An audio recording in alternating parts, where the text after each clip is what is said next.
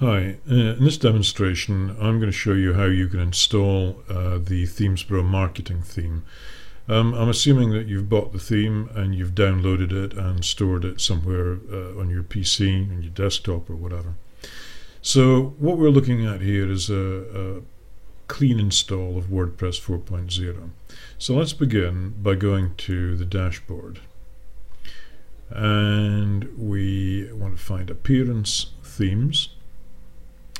Let's add a new theme, so click on the button at the top and we will upload a theme, so click on Upload.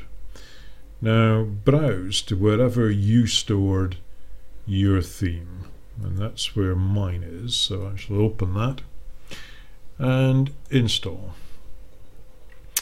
And what it's doing now is uploading the file to the server, so this should take just a few seconds, and there we go.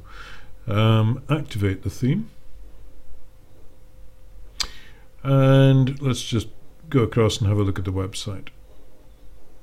Okay, so the marketing theme has certainly been installed, but it's a long way from looking like the finished website that you saw on Themesbro. So let's go back to the dashboard. And let's begin by creating a home page. So let's go to All Pages and add a new page, which we'll call Home. And we'll put a bit of home content in there. Okay, now the important thing for the home page is to select the home page template. A lot of support tickets are raised because people install the theme and then they find that the homepage slider doesn't work. In order for the homepage slider to appear, there must be a homepage template. So select homepage template and then publish. Now the next thing we've got to do is just have a look at the menus. So go to Appearance, Menus, and you'll see that we don't actually have a menu yet. So let's choose the home page, add it to the menu, and then we can give it a name, and I'm going to call this My Main Menu. You can see I've done this before. So there we are, My Main Menu, and save that menu. Now the next thing we need to do is to check the locations. There's only one menu in this theme, and it's called Main Menu, and we can assign a menu to it. And we choose My Main Menu, save changes, and we can have a look at the site again. So we've still got the same outlook here, but we've got a home page in the menu. And in fact, if we do that, then you can see that we do actually have a home page and the slider is working. So it's so simple to get the slider working.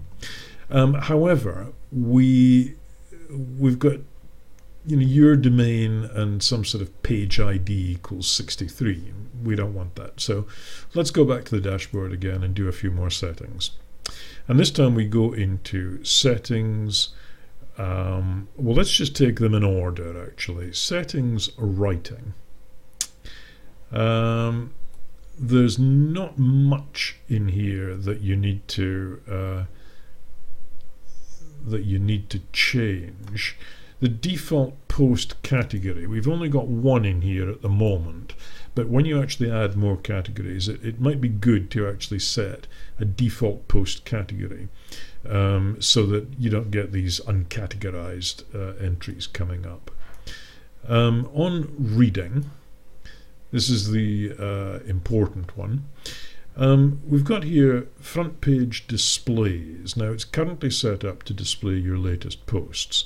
You want to change that to a static page, and then in the front page drop down select the home page. That's the one that we've just created. Okay, now search engine visibility, I've checked this here, or left it checked, because I don't want this to be indexed by Google, because it is just a demonstration website. And you may want to leave that checked until you build out your website. But whatever you do, before you publish your website, in other words, when you've finished it and it's full of content, do make sure that you uncheck that box. Otherwise, you're going to be sitting around for months wondering why Google hasn't picked up your website. Okay? So save those changes. The other thing we need to look at, I suggest, is discussion. If you're running a blog and you want loads of comments and everything, then leave this checked so you can allow people to post comments on new articles. If, on the other hand, your main thrust is to create a website, I would uncheck that, because whenever you post to your blog, you're going to get a whole load of spam and all sorts of other rubbish. So this is very much a personal choice. If you're running a blog and you're looking for comments, then obviously you check that. If you're running a website and you're not too interested in people's views on your posts, then uncheck it. Okay, go to the bottom and save the changes. Next thing to do is to look at your permalinks. By default, WordPress rather uses this horrible p equals a number, and this is very difficult for your users to remember. It looks horrible and it's no good for search engine optimization. So I suggest that you use the post name, and you'll see the effect in just a moment of making that choice. Okay, so save the changes there. Now when we go back and look at the site, you'll see that by default the home page comes up. Slider's working, and you'll see that you've just got a nice clean domain. We've got rid of the p equals 163 or whatever it was. Okay, so just to finish off the install and prepare us for the next section, I want to just go back in here and create another couple of pages. Okay, and because we're going to build this out as a website for a web hosting company, let's add a page called, not surprisingly, web hosting.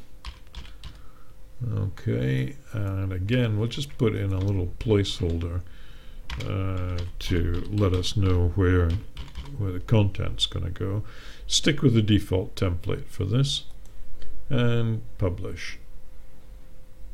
And we'll create another one called VPS servers.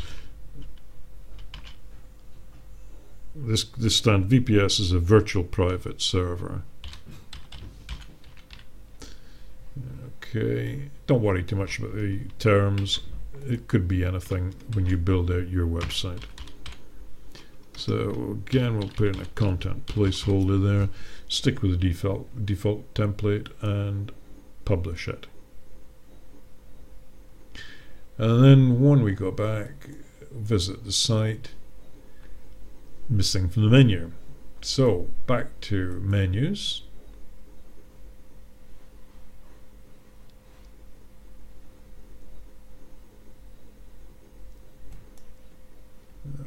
Okay, and we can choose the two new pages and add those to the menu, and you can just simply change the order